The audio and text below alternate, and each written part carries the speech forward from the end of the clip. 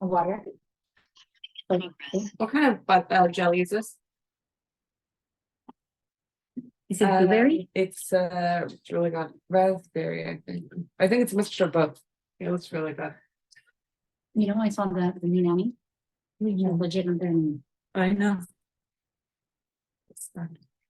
Okay, so today we are here to thank Hakadosh Baruch Hu for the refuah shelema of Daniel Meir ben Pnina. Thank you, Hakadosh Baruch Hu, for making sure that everything went well, the surgeries went well. Baruch Hashem, he's now home and good and bored. And bored. That's a good thing also. Right. Hi, Yael, welcome. So we are here to thank Hakadosh Baruch Hu, and our friend Doris, who's hosting the class today, made a beautiful buffet. Did I say that? Did I finish? It's okay. So Don't worry at all. Okay, so any halachot that will be made today, if anyone wants to watch, will be made to thank Hakadosh Baruch Hu for the refuah shelema of Daniel Meir ben Pnina, for the refuah shelema also you said of Eliyahu ben Mazal. Okay. The surgery now. Amen. Amen. And for all for the protection of all the soldiers. Amen. For the freedom of the Chatufim, the hostages, and the refuat nefesh and the guf of all Am Israel. We'll read Perek Chaf, Kuf Chaf Aleph, and Kuf Lamed. Anyone wants to read, or should I? No? Okay. You can say it in Belgium. No, I'm kidding. No, because I love the way you embody the Belgian woman. That's right. לעמדת שר מזמור לדוד ירנך אדוני ביום שרה ישגבך השם אלוהי יעקב ישלח עזריך מקודש ומציון ישועתך יזכור כל מנחותיך ורעלתך ידש נסלה ותן לך אחי לבביך וכל עצתך ימלא נרננה בשבועתך השם אלוהינו נתגול ימלא אדוני כל משאלותיך עתה ידעתי כי יושר אדוני משיחו יעמיר משמי קודשו בגבורות לשי ימינו ולברכך ולבסוסים ואנחנו בשם אדוני אלוהינו נזכיר ומה קראו ונפלו ואנחנו קמנו ונתעודד אדוני ישוע המלך יעננו ביום קוראנו.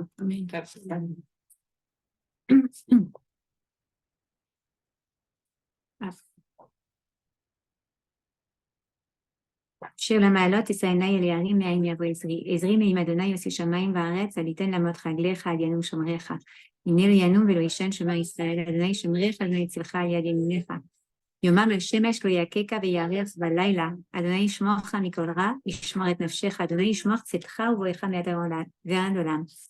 קוף למד שיר המעלות ממעמקים קראתי לך אדוני שמעה וקולי תנס נפק השובות לכל תחנוני אם עוונות תשמר יה, אדוני מי יעמוד, כי מכס השיחה למען תברא, כי ביתי אדוני כבית הנפשי ולדבר רופאתי. נפשי לאדוני משומרים לבוקר, יאחל ישראל אל אדוני, כי אם אדוני יחסד וירבה עם אופלות, והוא יפדה את ישראל מכל עוונותיו. So today we are actually doing the class number 3 of a series of classes on marriage that we do by Michal usually in French those days. But if you are interested to do another series with the rest of the program, it's a refresher class on Tarat and Mishpacha one day, you can call Doris and we can organize that. But today, we're doing... Huh? Yeah, today, yes. But you... Yeah. So today, the idea is to understand that... Yes, you're right. Sorry for my baby noises. No, don't worry at all. She's quieter than me. Sorry about that. Just spoke. Okay, sorry. So the idea today is to understand a very important dynamic within the couple. it's the dynamic of giving and receiving and making space for the other to exist. Huh? That's one of my favorite classes, because many times in problems of Shalom Bayit, we see that this is the key to get our intimacy, but it's linked actually. Communication, making space for the other, and intimacy are linked. So those are two different classes, one at the 3rd class and one at the 7th class. So it's very different, but they are linked together because women who tend to not leave space for their husband in their marriage tend to have problem of intimacy also, because the husband doesn't feel that he's the giver. And we're going to see that today in terms of communication and making space in the regular life, not in the intimate life. Leaving space, like buying yourself flowers Yeah, also. instead of letting him buy you flowers. No. What kind of space? No, we're going to speak about that. Don't worry. Okay, but before, I want to set the decor a little bit, because there are some basic things that we spoke about in the previous classes with Michal and Doris, and it's important for the class to understand the fundamentals on the couple. So we said when HaKadosh Baruch Hu created the first human being, he created the first human being in his image, right? And we said that HaKadosh Baruch Hu is one. He's one, and he's uniting two types of energy. One is the feminine energy that we call mekabel, which is a feminine energy of receiving, right? Making space for the other. We see now, for instance, that you made space for a baby to come and grow, right? Adama, which is also feminine, receives the rain, for instance, or a seed, and it nourishes it, and it makes space to let that plant grow. Okay, so the feminine energy is mekabel. Then the masculine energy is mashpia. What is mashpia? It is to be a giver, right? To give. So Hashem is one, and he's the perfect harmony between those two forces that exist in the world. Everything is a result of those forces of giving and receiving, right? Now, when he created human being in his image, he created it both in one body, feminine and masculine, meaning that the first human being that we call Adam was actually androgynous, okay? Feminine on one side, masculine on the other side. Only after a certain event that is not really the propos today, so we're not going to go through that. After a certain event, Adam realizes that there is something wrong with that it's not good for him to be male and female in only one body. And he's going to ask HaKadosh Baruch Hu, right? He's asking HaKadosh Baruch Hu to make two bodies with one part feminine, one part masculine. He's going to ask HaKadosh Baruch Hu to have another in front of him. It's interesting. Why? Because now we had one. Sorry, I'm so sorry to Yes. interrupt you. There's two people that are trying to get in, and they're saying you have to let them in the waiting room. Sorry. Hi. Hi. There's definitely Noy trying to get in. Just 1 second. Thank you for letting me know. Sorry for interrupting. No, not at all. Okay, Stephanie and Linoy. How nice that they're joining. What's the time there? Is the same time. Welcome, Stephanie and Linoy. For Stephanie's dad that we did Oh, okay. he's the refreshing. Okay, so we're praying for your father, Eliyahu. Okay, so now we have one whole, right? That is going to be separated, like two pieces of a puzzle that are separated and that will be reunited at a certain time. When? I'm going to ask you if you don't mind to mute the... I usually do it with my phone. to mute your microphone, please. I'm sorry. So they will be reunited when? At the moment of marriage, when they are under the chuppah, right? What happens? The two neshamot are getting reunited in one. So we had one neshama that was put inside of one body when HaKadosh Baruch Hu gave life to Adam Arishon, right? Then this neshama was separated in two different bodies. One masculine that has all the attributes of a masculine energy, meaning to be a mashpia, to be a giver. When you see the anatomy of a man, it is a giver, right? No, don't worry at all. She's happy, it's great. And when you see the anatomy of a woman, she is a receiver, right? We have organs that are giver, and we have organs that are receiving. So this is how it is. Then under the chuppah, the two neshamot gather together, and Hashem says that when a man marries a woman, he has to click to the woman and become one flesh, which means that they reunite even physically, okay?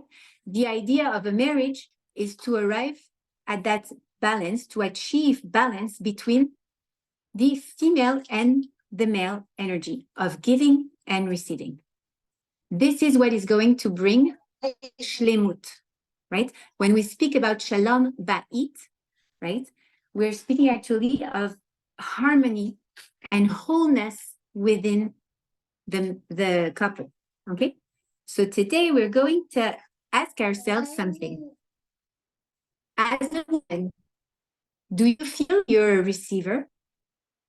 As a man, do they really feel like givers? How do you feel? I'm going to ask your personal opinion. I feel like a giver. You feel like a giver. Okay.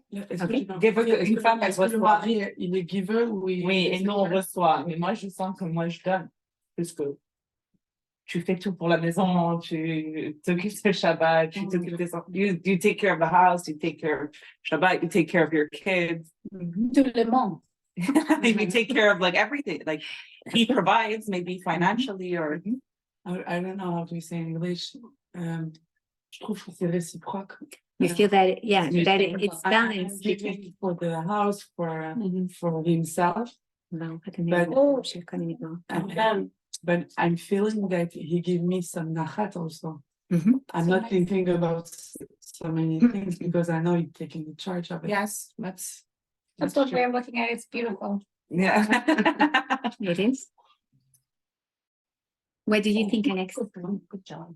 How does it make you feel to be a receiver? For some women, it feels uncomfortable to be a receiver. Feels good that it's again. I don't feel comfortable when he lets me sleep in. I'm always stressed, like looking at my watch or like You're always on the go. You always feel like you I have feel to bad do when he like I don't know how to explain it.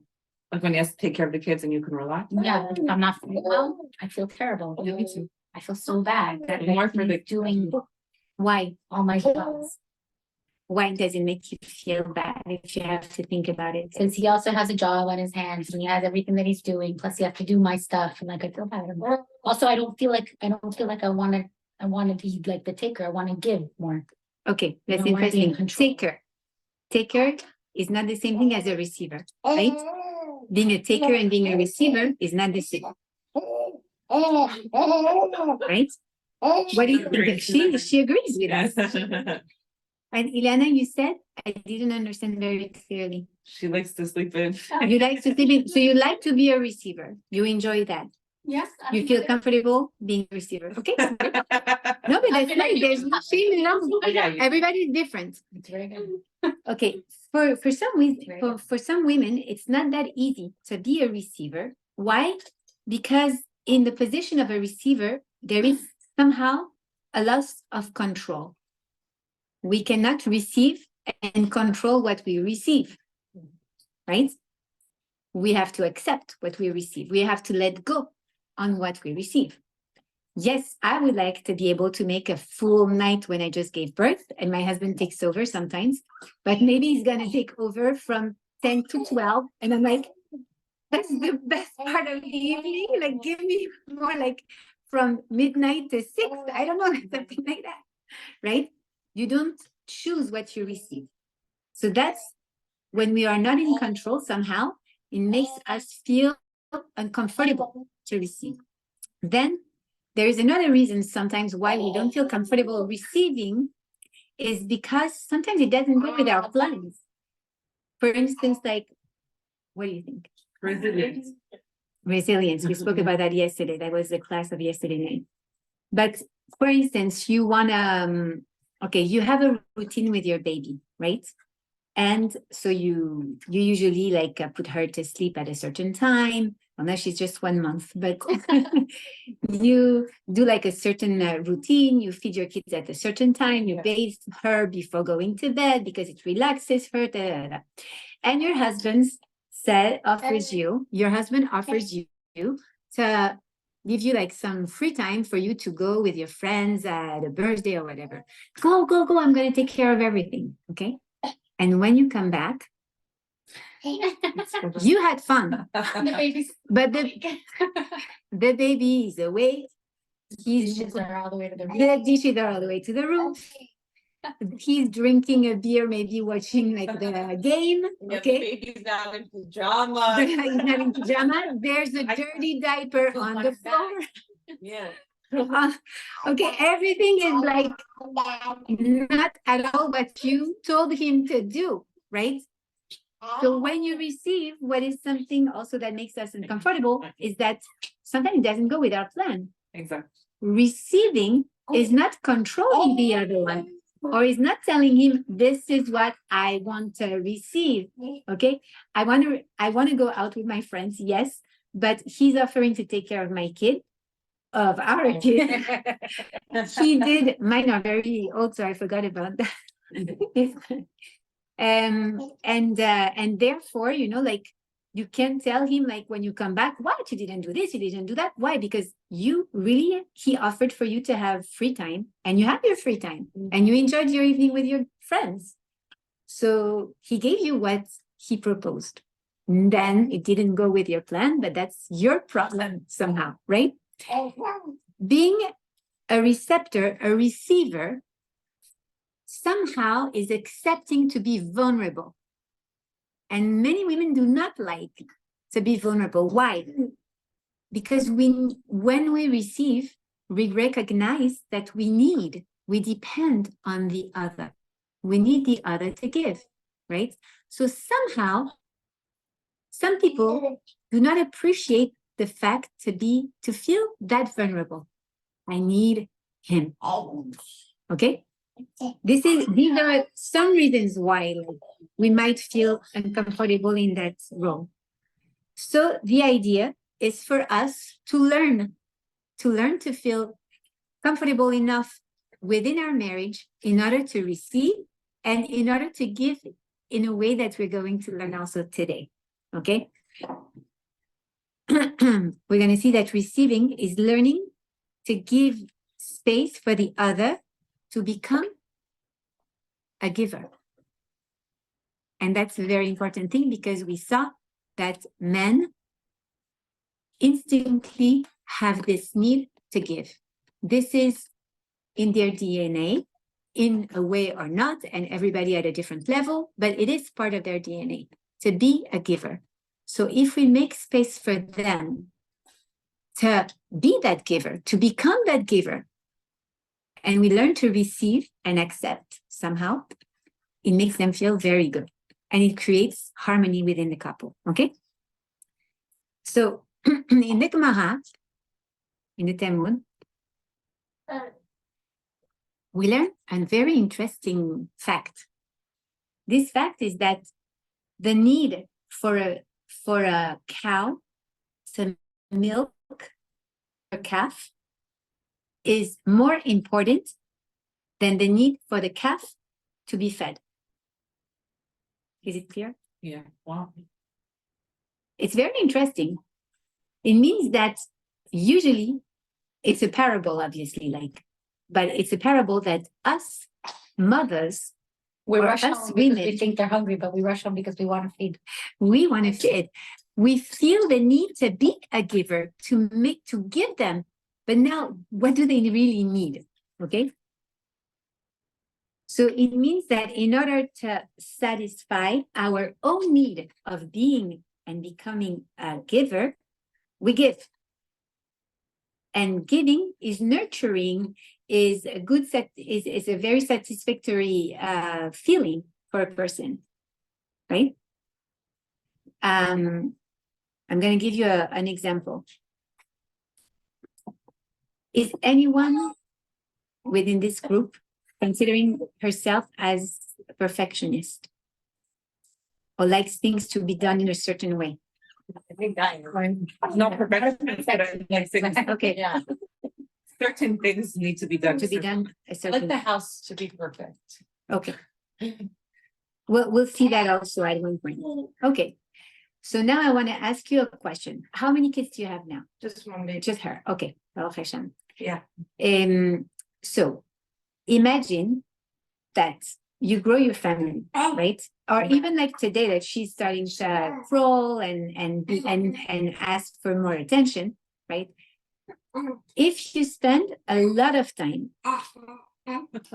organizing your house, making sure that everything looks perfect in the house, that on your Shabbos table, you're going to have the perfect Shabbos tables with this salad for this one and this thing for this one. And you're going to really like spend so much time all week long making and giving and giving and giving. Then the day of Shabbat arrives and you want to enjoy that day, right?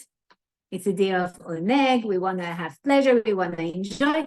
The problem is that you're tired because you worked really so much in order to get that perfect Shabbat ready, right? And you are not in the best mood because you're tired. It happens to all of us.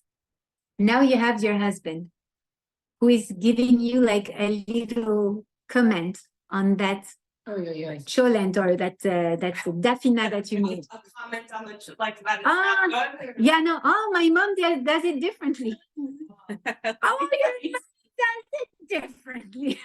Listen, I spent okay. It's going to turn our alarm system on. We're going to feel like totally abused in this situation. I gave so much of myself to make this Shabbat perfect, to make this house perfect. And you start commenting on my cholent. You start I don't know, even maybe your daughter, when she's going to start crawling, is going to open all the cabinets that you so perfectly organized and start doing what kids love to do, taking out of the cabinet. Last night. Yay. And you come back after having cleaned up the entire room, and in 2 minutes, she already took out everything out of the drawers and of the kitchen. Okay, how are you going to feel? Oh my God, and is that possible? What are you doing? Like you don't understand. It took me so long to organize all those things. Why are you throwing all those things out? Okay. Why is it so important to have a picture of that? Because the truth is, we feel we do that for the pleasure of the others, right? But the truth is that we do that really for us. When we host, for instance, like when we have a Shabbat dinner, would our husband would rather have a pleasant and relaxed and smiling wife? Or coming for Shabbat to see what's going on. Or I went to her Shabbat. It was beautiful. Baruch Hashem. Yeah. I'm sure. It was beautiful. Or She just doesn't sit down. okay. Or would he rather have everything perfect on the table, but ahead of Tisha B'Av? Like Yeah, but sorry. Go ahead. You can interrupt. I think it's a personality, but I feel like you also have to know what you can handle. That if it does stress you out, and if it is one or the other, then obviously I don't think somebody should do that.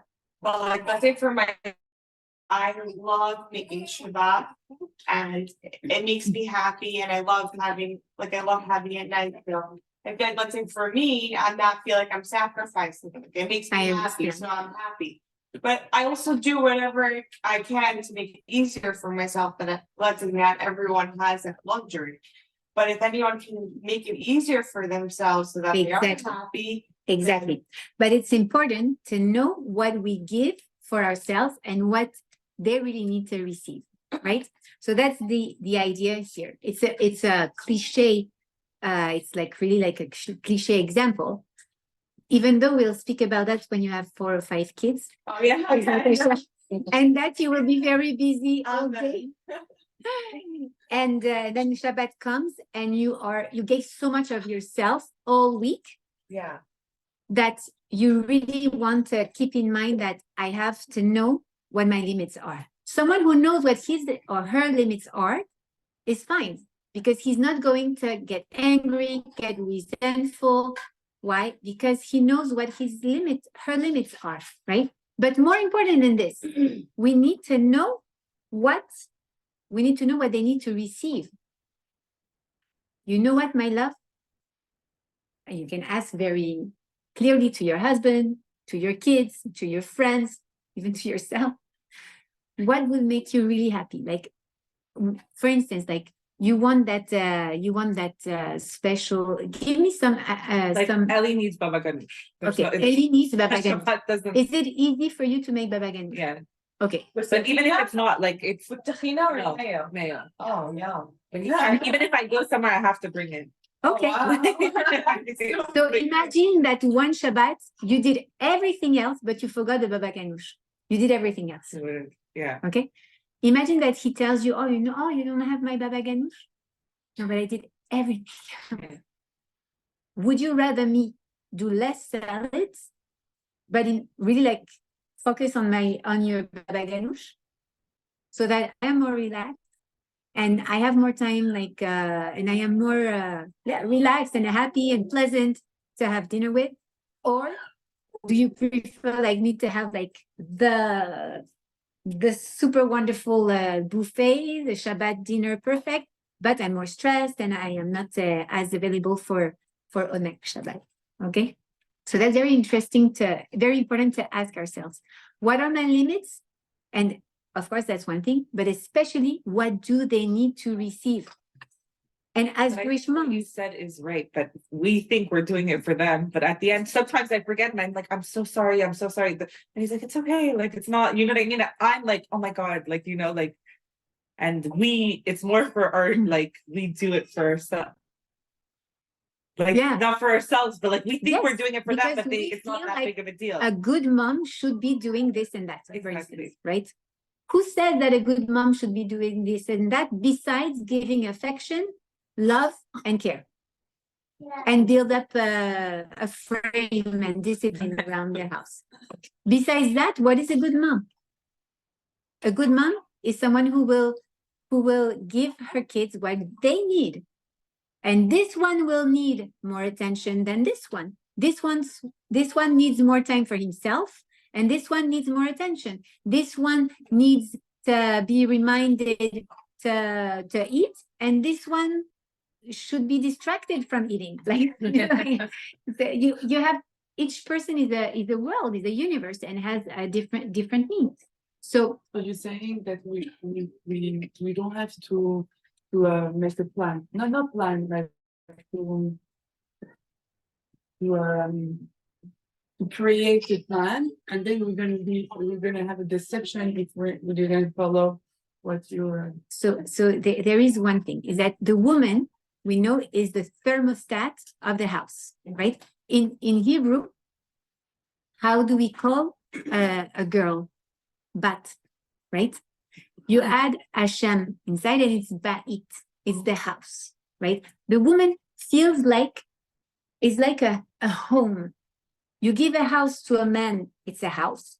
It's furnished, it's everything. You give a house to a woman, it becomes a home, right? It's a different feeling. It gives life, warmth, care, love, okay? It's very different. What is the difference between a thermometer and a thermostat? Why do I say that the woman is the thermostat of her house? Because a thermometer, what does it do? Takes the temperature, right? Doesn't do anything, just takes the temperature. But the thermostat, what does it do? It takes the temperature and it regulates according to the need. That's what we do. If you have a child that is a little sad, you're going to sit and speak with that child and make him happier. If you have your husband who comes back stressed, if he likes a good, I don't know, whiskey, bucha, vodka, whatever, you're going to open up and you're going to find some things that he likes and you're going to sit with him and you're going to give him like something to eat and relax. No? Okay. Or not. Mine doesn't come back. He works from home. Ah, okay. So when, Great, as you can see. so whenever someone needs something, the woman is the one who regulates. But in order for her to be able to set up the tone, the energy of the house, right? For instance, have you ever woken up in a very good mood? Singing, dancing, oh, moda ani les familles.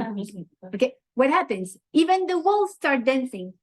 You remember that Encanto music? You saw Encanto? Yeah. The movie? Yeah. No?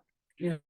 Okay, so it's a movie for kids. So, but anyways, you have the house that starts dancing. It's exactly the same. When the woman in the house is happy, even the walls are happy, right? That's true.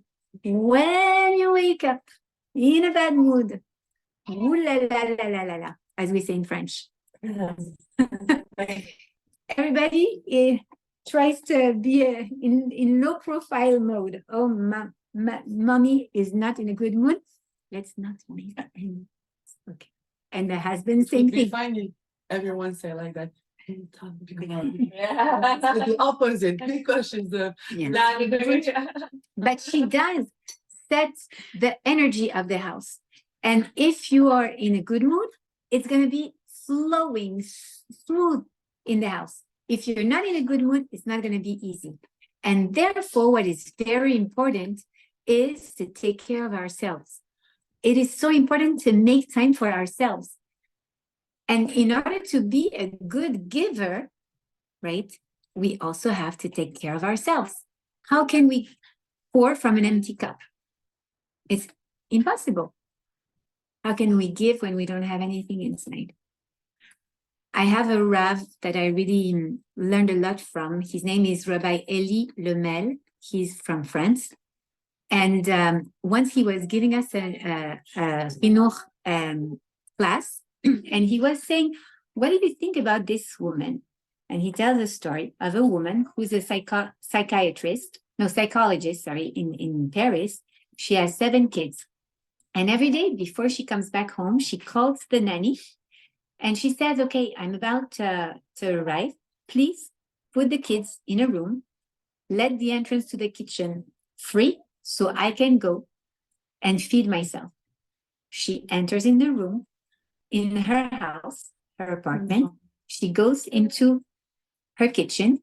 She sits, and during 5 minutes, she drinks a coffee. She eats a little something. And then she unlocks the door of the kitchen and she goes to her kids and she takes care of them. So honestly, the first time I heard that, I said, I don't know, like that's not what I would have done at that time. Yeah, because I would do that. But he says, this woman is my wife. And this is her way. Yeah, it's his wife. Rebbetzin Esther Lemel, who's a therapist. Yeah, exactly. And she used to, now her kids are very big and married and she's a grandma, but she used to do that. Why? Because she knew that if she were to come back home after a day of seeing patients over and over, like one after the other, she would not have had the energy or the availability to be there for them the way she wanted to care her kids. It just takes 5 minutes for her to. 5, 10 minutes, sometimes maybe 15, she would eat. But the fact to be able to do that, to have something that fills you, for some people it will be eating, for some people it will be doing Pilates, yoga, whatever, like doing something. A shot of tequila. A shot of tequila. Whatever feels you, whatever makes you feel, I'm listening to a class of Torah, doing a meditation, going on the beach, watching the beach, eating an ice cream, watching the beach, the ocean, sorry, not the beach, the ocean. This is something that might fuel you, that might refuel your energy. And then you're okay to give. So that's one thing that if we want to be good givers, we have first to know what the receiver needs, right? Second, to be able to be full of things to give. So to make time for ourselves. And third, that is very important, is to understand within the marriage, within the couple, that the Torah teaches us that Sorry, I'm sorry. Yes, yes. Come back to the second point. Sure. When you're saying it's important to take 5 minutes or 10, I'm not saying in terms of time. no, He was taking 5 or 10 minutes, but you can do a massage, you yeah, can of do. course, my nails, something else. But how we deal with the guilty feeling that I think I will be very more comfortable if my husband like share that I need a 5 minutes, that it's okay. But I'm feeling every time guilty if he knows that I'm taking 5 minutes. I agree with you. Okay, so there is I one know thing. that he Has should- he ever expressed guilt? Did he ever blame you for taking those 5 minutes? No, but maybe he's Exactly. speaking. So no. So where does it come from? From your imagination. But my imagination there is not coming from nowhere. You Where is it understand? coming from? It's a belief. It's your belief, but you own it. Or maybe it's something you witnessed at home or something that. No, par exemple, Most of us have the idea that I am not working, maybe. Yeah. I am home. My husband is working. I should be the perfect mom, right? no, but why I'm not taking this 5 minutes when everyone is in school, my husband is out of the house. Yes. Do it when your husband is Okay, but if I feel that I need when everyone is in the house, I need Okay. 5 minutes. Okay, so So you need I- 5 minutes. I'm sure that he's thinking you choose just now to take your But okay, so I first, want to deal with this guilty because okay, first you have to tell yourself, no, because I take care about No, the but you're feeling right. of my husband also. your husband has his feelings, and So we true. should try not to put our beliefs on others also. What does he really need? Same thing, like, will he prefer for you to be relaxed and happy and to have 5 minutes now to release your pressure, your tension, right? Your stress, and then come back and be happy, or that you hold that stress and you're tensed and you're angry and you're resentful and you're bitter. Sometimes our husband really understand that because they are the first one who need time for themselves. Remember we spoke about that last time when we spoke about like I'm tired, like what does it mean for a man, what does it mean for a woman? Yeah. Okay. So it's important to understand that first, guilt is not a Jewish feeling. Yeah. Yes. And it's about time that we really understand that guilt is not a Jewish feeling. There is no guilt in the Torah. We should not be guilty. We should either accept that we made a mistake. We take the responsibility. What is guilt? Guilt is I take the responsibility of something that is not mine. What is blame is putting my responsibility on somebody else. Okay? So when I feel guilty, what do I have to switch? I have to switch. I have to say, okay, this is something that I take upon me that is actually not my responsibility. If he feels that it's not fair for you to take those 5 minutes at that moment, he should tell you. And if he tells you, then you tell him, okay, I hear you. I understand that you feel like I should do that at another time. But you know what? Today, I did work a lot. I did a lot of things. And this happened while the kids were already back home. And now I feel stressed. And now I need just 5 minutes to go out, run or scream or do like push-ups or I don't know, whatever is going to make you feel better. Exactly. Sometimes it's just to go to the restroom. Honestly, like sometimes you're going to see when they grow up, you want to go to the restroom and mommy, Just for 5 minutes. I never finish what I was doing. No one knocked on my door for 5 Gotta be no more makeup. 5 minutes. I can't have that. No one's knocking. It's insane. I feel like I have like, I mean, my husband really expressed himself to me, but I feel like every time I do something or like, for example, I'm late or I'm this and I'm that, I'm always like, I'm so sorry. Then I'm not like, I'm so sorry you had to watch Leah on a Sunday, okay, which is. so what can you But say then to he that? tells I'm me, so sorry. But then he tells me, what are you sorry for? It's okay. I was fine. Like what happened? Like, it's not like, you know, and he's always just like, why are you so? So we're going to learn a technique. Instead of saying I'm so sorry, what can you say? Thank you. Thank you for taking care But of. no one. I appreciate, no one thanks you. And you're never gonna get a medal. And that's why you have to know your limits. Yeah, you're right. Do what they need to receive and that's it. Don't overdo. I used to be like that. I used to be a perfectionist with my kids, with this, with that. Why? Because I was thinking, okay, I have so much time. Yeah. I don't work the way I was supposed to work or I could work. Okay. So I have to be that. Everything has to be perfect. Nothing is perfect. Hashem is the only C'est bien d'entendre ça. Franchement, c'est vrai. Oui, ça enlève. Hashem is the only one who is perfect. And don't take on you the responsibility of something that is not yours. Guilt, when you feel guilty, think about it. Oh, I feel a feeling that means that I'm taking on myself a responsibility that is not mine. Whose responsibility it is? It is, for instance, like that of my husband to tell me if it's not okay for me to take those 5 minutes. And instead of not speaking, But sometimes they communicate. don't say it. They just. And sometimes we don't say it either. We don't say it either. A silent fight. You know what I mean? But the silent fight many times is in our head. Mm. So we should tell them, like, we should try to speak in advance. For instance, my love, I feel very stressed right now. I feel very tired right now. Or I feel I really need to go for number 2. Okay. Can you watch the kids 5 minutes so I can go without feeling pressured? Because if I go in the restroom and everybody knocks at the door, or you call me to ask me where the salt is in the kitchen, Okay. while I am in the restroom, I am going to feel resentful and I don't want that to happen. Can you do that for me?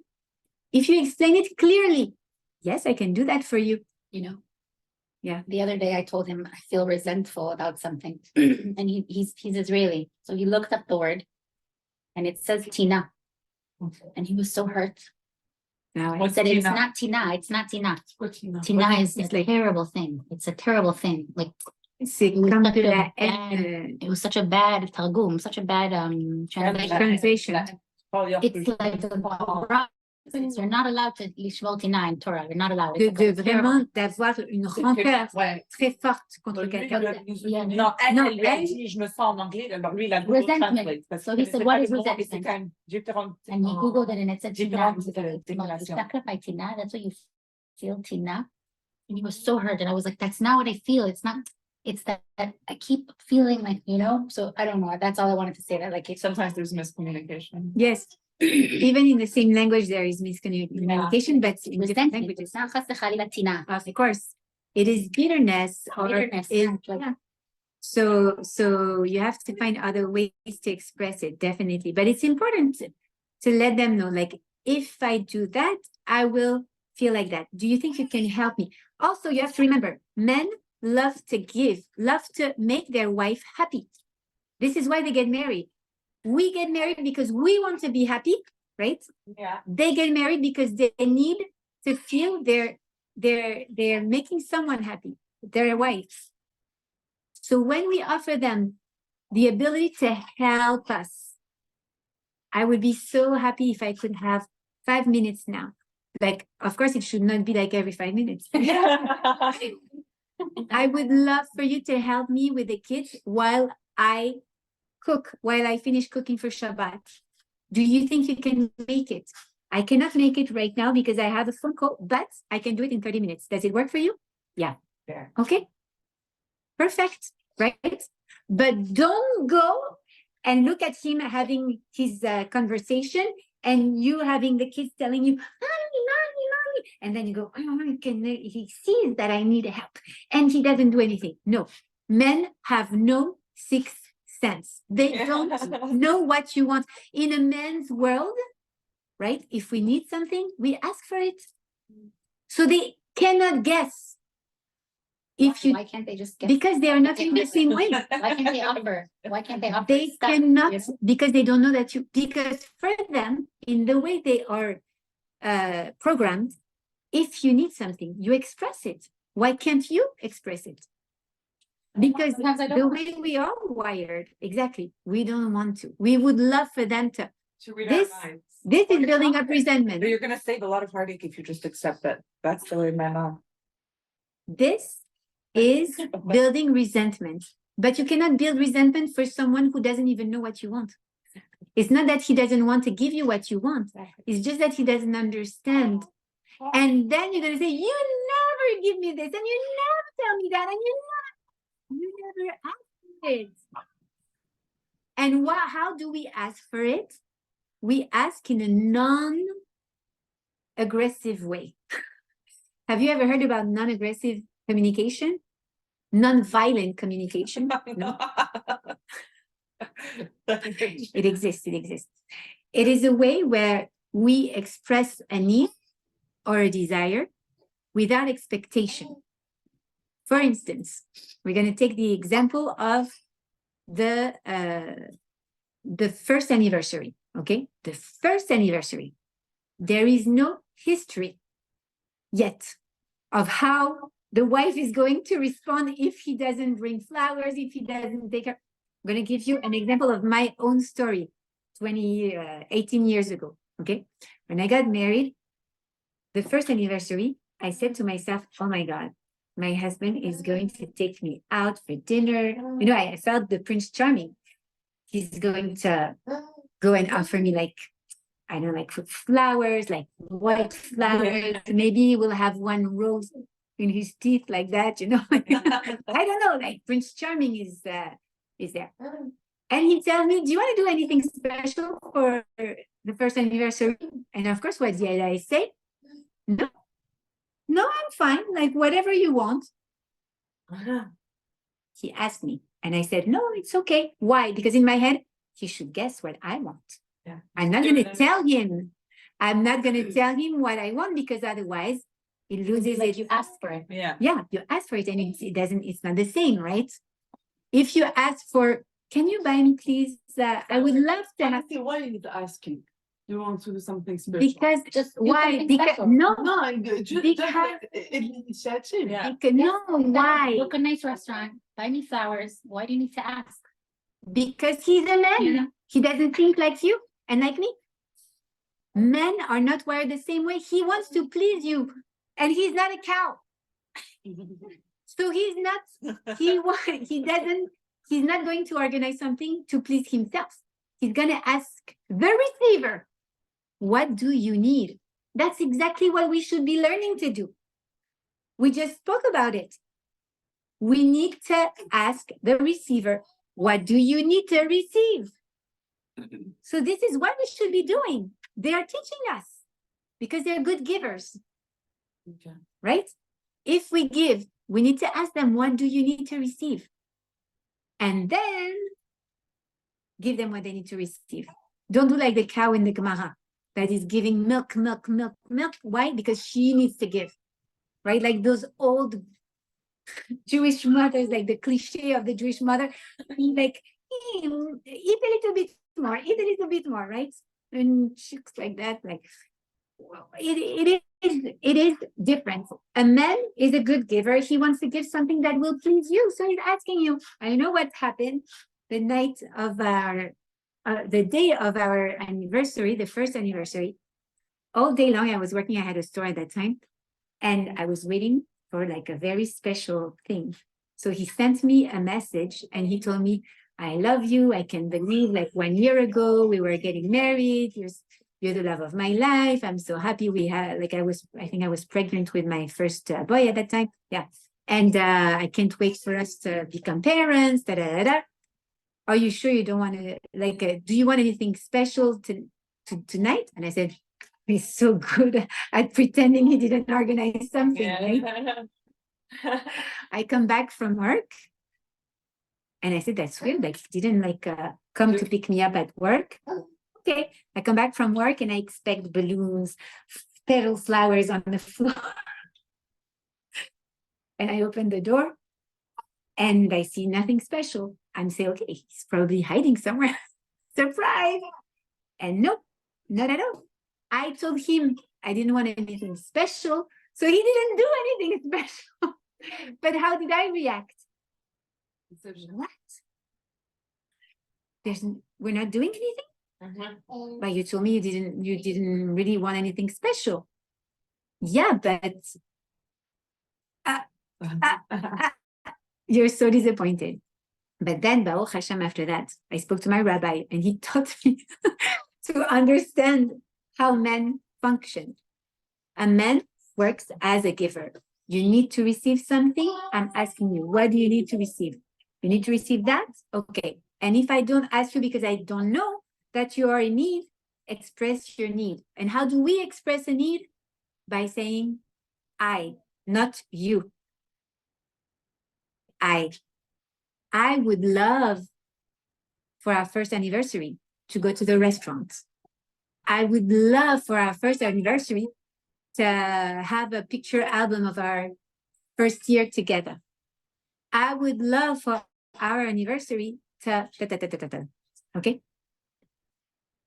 It's not you should take me to the restaurant and you should bring me like a jewel or you should or you. No, there's no you. It's I. I would love. I would really appreciate. It would make me very happy if. Okay? This is a great way to switch from the you to the I and just plant a seed. And he will take care of it. Right? So that's a very important dynamic. Understanding that in a couple, there is a giver and a receiver. Sometimes I am the giver, sometimes he's the giver. Why am I also the giver? Because the only time when a woman was 100% female energy, Mekabel, was Chava. And the only time a man was only male energy, Mashpia, was Adam. Then they got together and they exchanged their energy. So inside of me, inside of you, we all have a little bit of Mashpia, a little bit of Mekabel, a balance between those two energies. And sometimes I need to give and sometimes I need to receive. And some people are more Mashpia than others, and some people are more Mekabel than others. And it's okay. Some personalities are okay to be vulnerable and to receive. And some others will be like big achiever, right? And they need to accomplish and do and give. But the idea, the purpose is what? Is to work on the balance, is to refine ourselves, to work on our midot, which means like to measure in between the two energies. If I am a big giver, I'm going to have to learn. That's my purpose in life. And that's why I'm married. I'm married in order to learn to become a receiver also. And to let go. To learn to let go. Not to be in control of what I receive. And when I am a big receiver, everything is perfect. You can give me everything.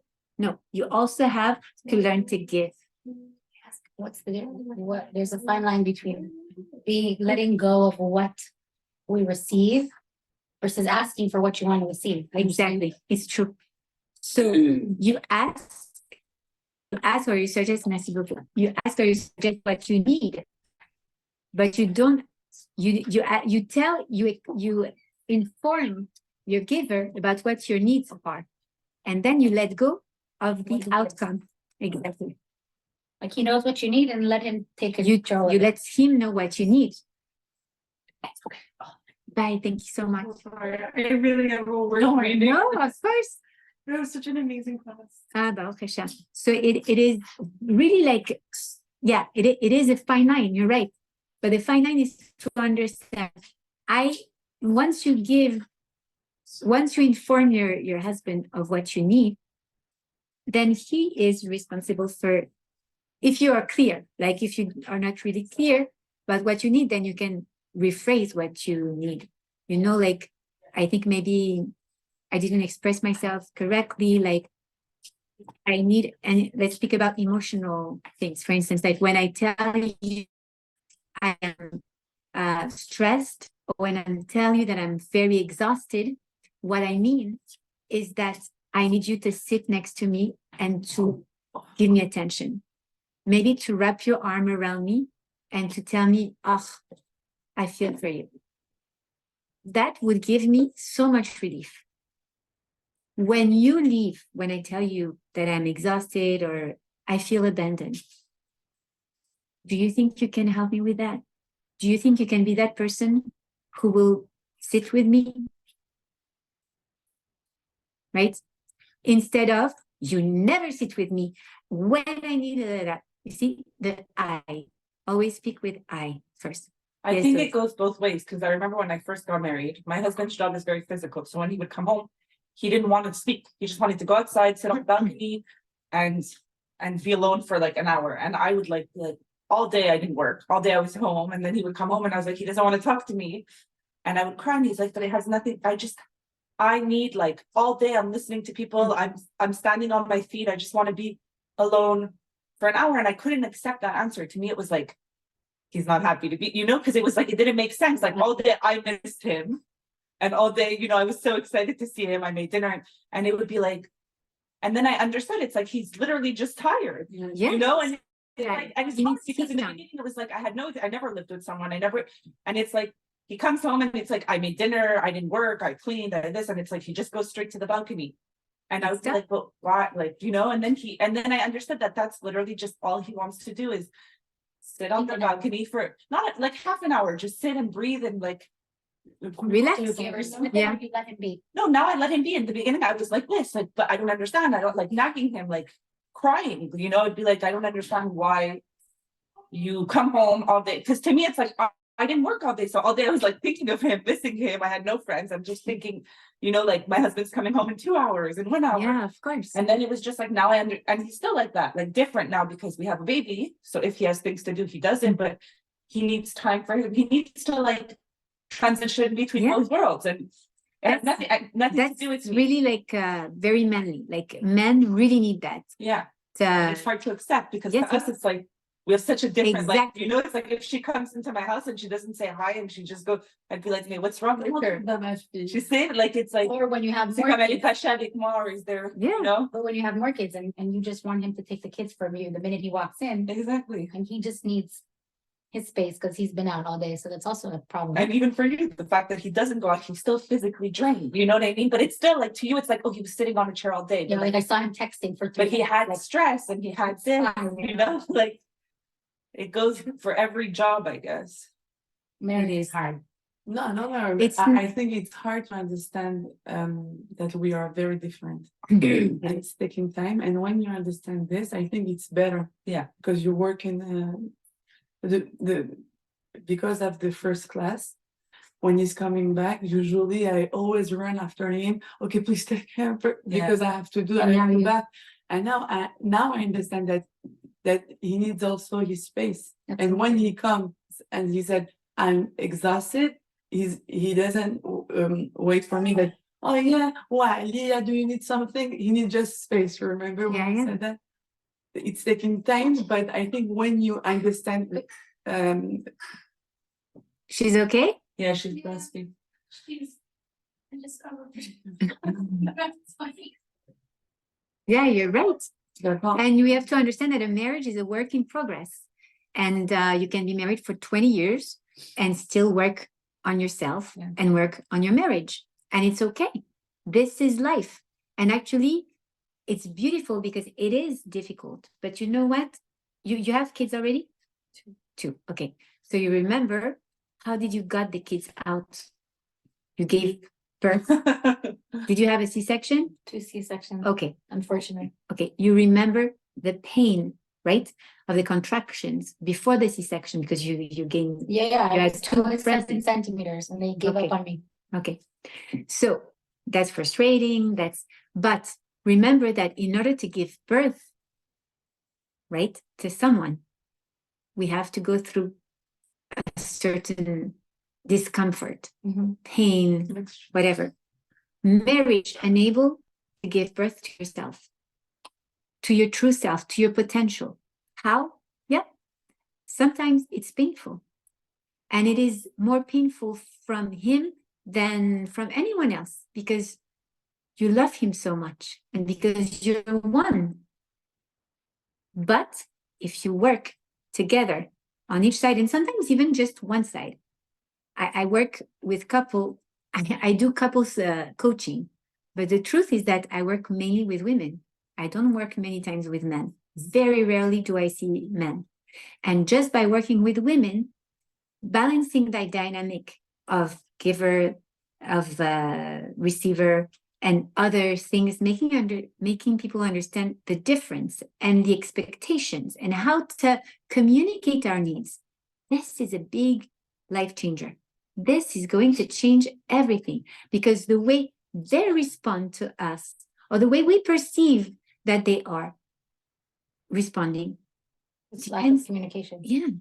And sometimes because we didn't really put ourselves in their shoes. As women, we see our needs, and especially when we're givers, we feel and we do so much for them. We are entitled to receive this and this and this, right? So the more we have this perception of life, the more we're going to be bitter and resentful, right? We should also try to put ourselves in their shoes. How are they feeling right now? And when we speak about that, like try to see like, okay, he was at work all day, even if he's at home. He went through stressful time, this and that, and this problem. And now he's a man, so he has a different, also he has different needs. Hold on, I'm so sorry, I have to take that call because I have one son with.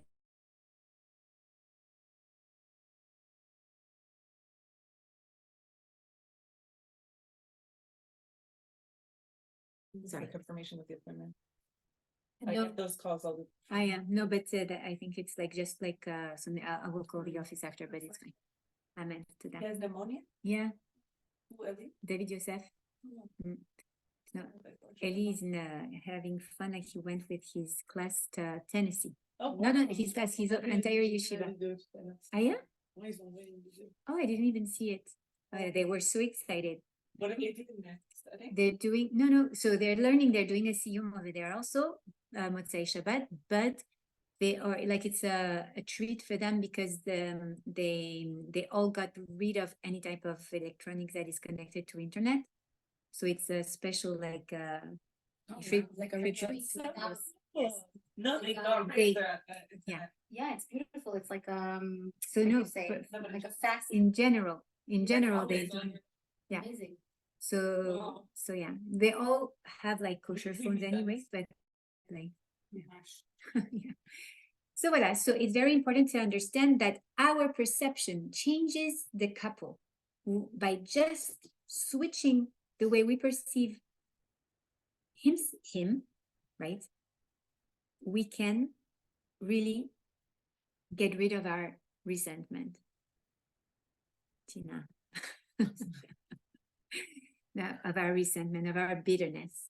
And because we got rid of that bitterness and we look at him with more compassion, with more empathy, the dynamic is different. And he will also feel understood and feel connected and feel that he doesn't have an opponent in front of him, but a partner, right? That's what they need to feel.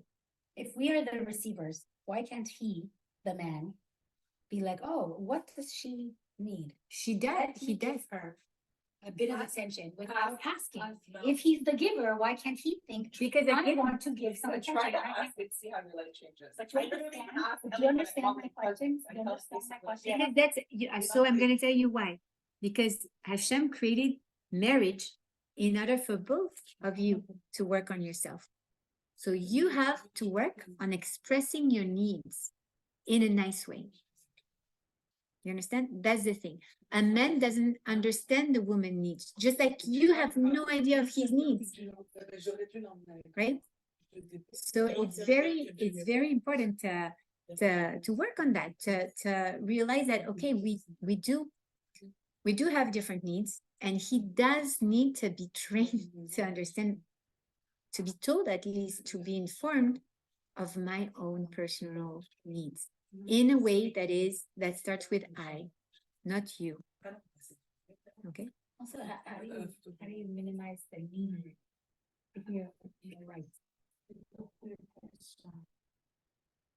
That you have to work on yourself with a life coach, with a therapist, with yourself, to understand why do you need to be told that you're right. I feel understood. I feel like he knows. So there are techniques. There are techniques that are called mirroring.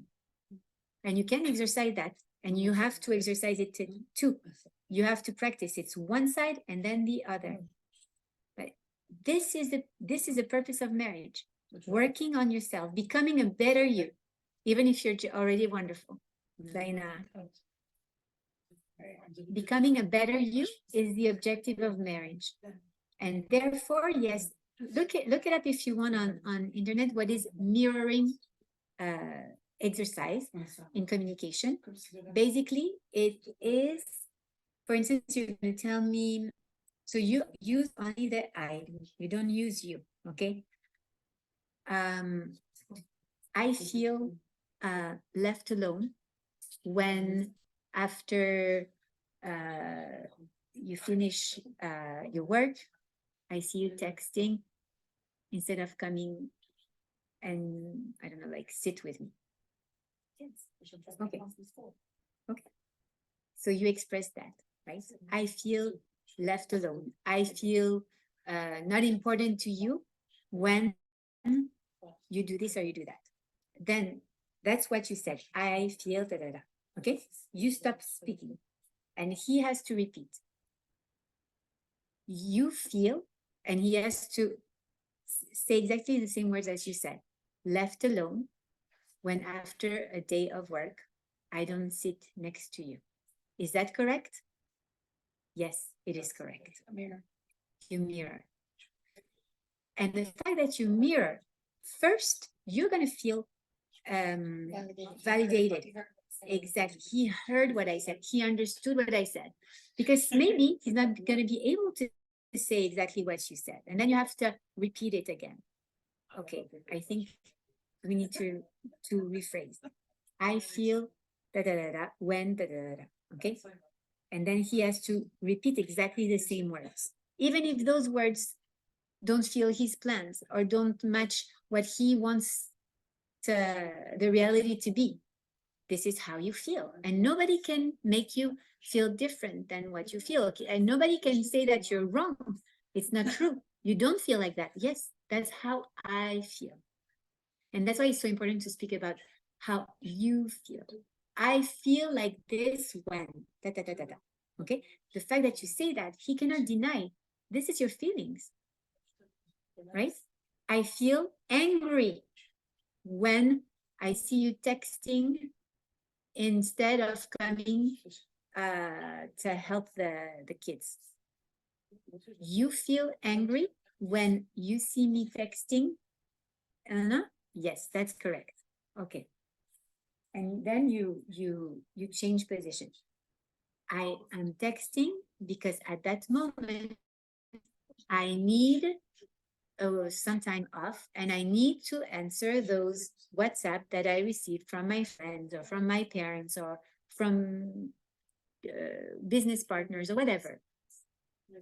And that's why I do that. Oh, you feel that it's every time that you just mirror, you don't comment, you don't put judgment, you just mirror what the other person says. Okay, guys, we're gonna go. Thank you for listening. And again, this shiur was to say thank you to Akadosh Baruch Hu for the refuah shelema of Daniel Meir ben Pnina and for the refuah shelema of Eliyahu ben Mazel Tov. Amen. Israël ben Moshe. Israel ben Moshe. C'est un gars de Montréal. He fought in Gaza and he died in Montreal. Oh yes, yes, I saw that. À Montréal, je pense. Non, c'est en Israël. Mais annulé après Gaza. On ne connaissait pas. Bye bye.